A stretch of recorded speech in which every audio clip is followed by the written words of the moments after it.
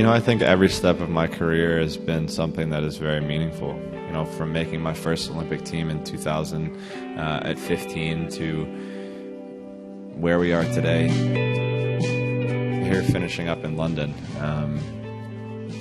It's been a great career. It's been a great journey. I can't be any more happy than I am. To me, he's been the most fascinating Olympian of the last 8 years. To watch the ups and downs, to see him struggle more than he ever has. To me, he's by far the most compelling story in London. How does somebody win that many medals over a career?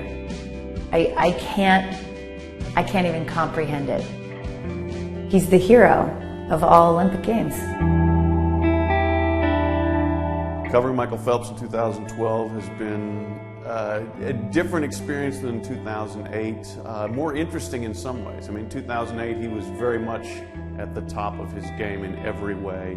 It's been a little more of a struggle in 2012. Michael Phelps this week has been a bit of everything. He started out in a new Michael Phelps. Like it wasn't the hero in the way we expect him to finish in the 400 IM. The 400 IM is a mystery. You know, the first race where he looked bad, you know, in the preliminary, and then he looked bad in the final. But right then and there, you thought, oh my gosh, this could be a disaster for him. But then he got together like the champion he is and proved that it wasn't going to define his Olympics. Perhaps his greatest attribute is his psychological ability to focus under pressure and ability to use his emotional energy wisely.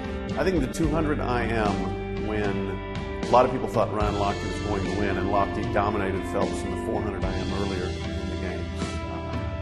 That for Phelps to come in and just basically take over that race from the beginning, which is not necessarily his MO, but to lead after the butterfly, to hold off Lochte in the backstroke leg, where Lochte's a better backstroker than he is, and then basically to pull away in the breaststroke and hold on in the freestyle. That was his best race of these games.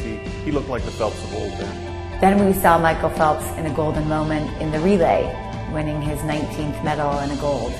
And finally, we see Michael Phelps in what I think was his best race, which was that 100 butterfly and his gold medal, where he came from behind, 7th to 50. And that's the Michael Phelps we know. You know, the two things that were shocking was not getting a medal in the 400 IM and then not winning the 200 butterfly, getting out-touched in that.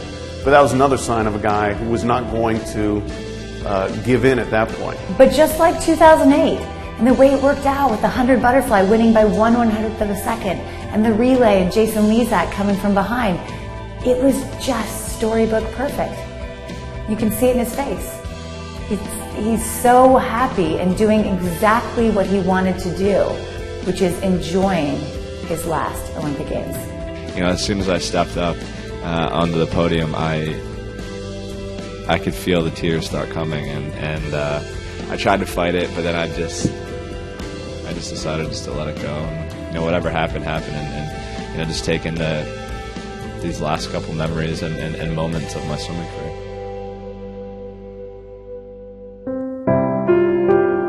I'm ready to be done. I'm ready to retire and move on to other things, and I'm very satisfied. I'm very happy with it. I think that this is the perfect way for him to go out. So yes, I think it's his last games. I fully believe that. The last time I talked to my son, Mike was going to retire after these games. The goggles and the suits will be hung up. But you know, you never say never.